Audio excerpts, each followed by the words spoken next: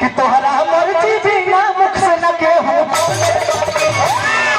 पतइयो न बोले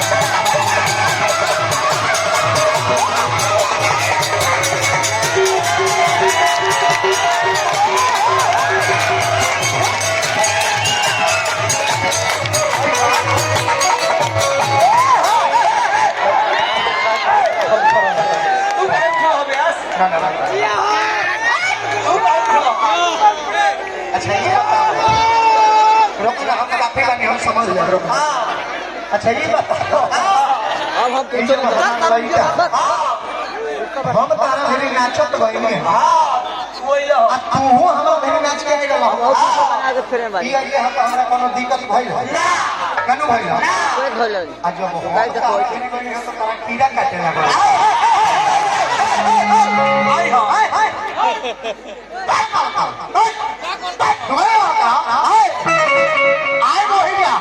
टंगरिया छू के प्रणाम कर ले होश में हो जा लगवा रोए होश में ना तो खोस में का कर लगवा बुलबुल रोए कितना बढ़िया भाव हम देखो अझुराई ना पहले केहू के छेड़ी लेना आज हमरा के छेड़े ला ओकरा के हम छोड़ी लेना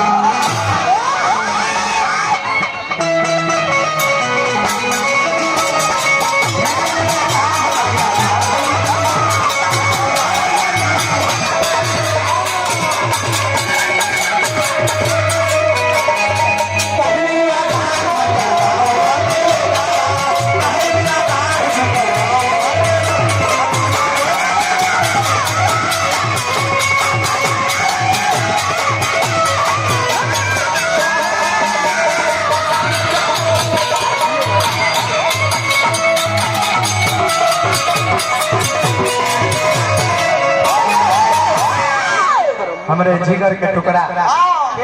बहुत करीबी मित्र हमने के बड़े भैया रमन भैया की ओर से 200 रुपया का धनराशि प्रदान भाई हार्दिक अभिनंदन वंदन करब कनी गोरवा के माला डालब ई काठी पर मिलता पड़वा रुक जा एगो जोरदार ताली बजेगा जब सामने गाई लागी जा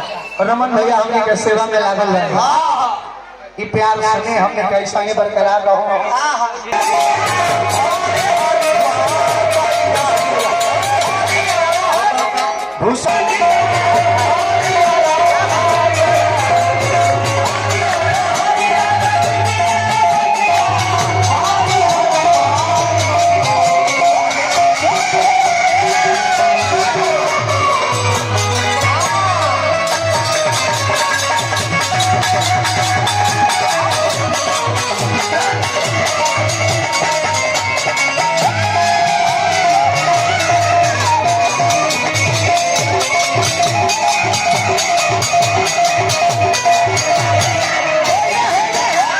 मुखिया से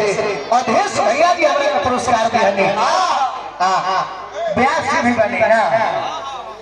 देखिए अभी कितना बढ़िया भाग अभी वर्तमान में जो मुखिया बने तो देखिए हम भगवान से यही चाहो कि हे भगवान एगो लयदार के मुखिया जब रोवा सब बना देले बने तो ये लयदार खातिर कितना खुशी के बात बा यहाँ इतना नेक दिल विशान बने लयदार दिल के कोनो खोट नहीं के हो सकता बहुत सारा रुपया का पुरस्कार देने हार्दिक अभिनंदन हम क्या कहते हैं कलाकार के दिल में गंदगी कबो ना हो लयदार आपने करवा सब मुखिया चुनले बानी एक खातिर हमरा सब के दिल से धन्यवाद देना चाहता हम भगवान से प्रार्थना करब कि मुखिया जी अभी मुखिया के शीर्ष पर बैठल बानी रवा सब के ऐसा ही प्यार दुलार बन रही तो दोबारा मुखिया फिर रवा सब के बनावे ओकरा बाद बनाई जानू ओकरा बाद हम चाहो अगर वहां के अच्छा सेवा पानी तो हमरा बिना कहले रवा सब हैट्रिक मारवा दे अभी ओकरा बाद इतना 3 बार मुखिया बनल खेला हो ओकरा बाद तो सही रवा जिला परिषद से जीत जाए ओकरा बाद एमएलए विधायक बन जाए ओकरा बाद सांसद बन जाए सांसद ओकरा बाद सीएम बन जाए चीफ मिनिस्टर मुख्यमंत्री के पद पर बैठ जाए ओकरा बाद वो खराब पीएम बने, प्राइम मिनिस्टर प्रधानमंत्री के पद पर बैठिए, ओकरा बाद राष्ट्रपति बन जाइए, फिर आके मुखिया में नॉमिनेशन करा लिया। महाराज पंच का सीट खाली रह जाता। बहुत माने जल्दी ओकरा बाद भक्त जाके माई से पहले के माई कि हो रे तो मनो चबना ले भयाना, हो रे तो मनो हेला चबना ले भयाना।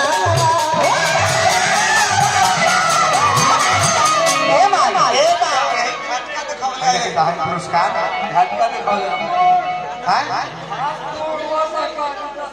खास उमा शंकर जी की ओर से पुरस्कार में हार्दिक अभिनंदन रहे। ये भाई हमारे प्रदुमन जी बहुत तरह के देखा, हमारे ध्यान कहीं रही ठेकता हमारे एकदम जगह पर रही। अब कौन तू गंगवा बोले है एक पर मारता रे भाई पर तू अंगद के लड़का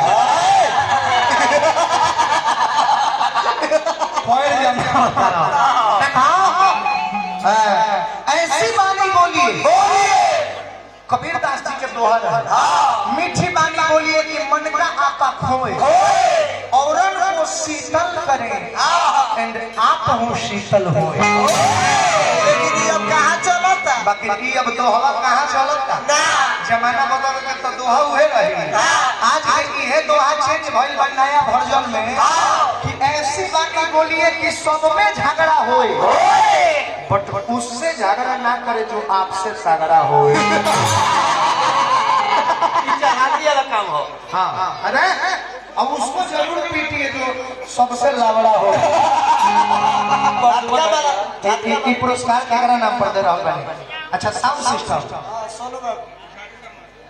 से पुरस्कार दिले बानी हार्दिक अभिनंदन रही पद प्रतिष्ठा में चांद लगावो घाट देखावा तारे घाट ई कौना चीज पर पैसा हो अब कहीं ननु रोशन आदि कलाकारी के मारे आ तू हवा जान तरह का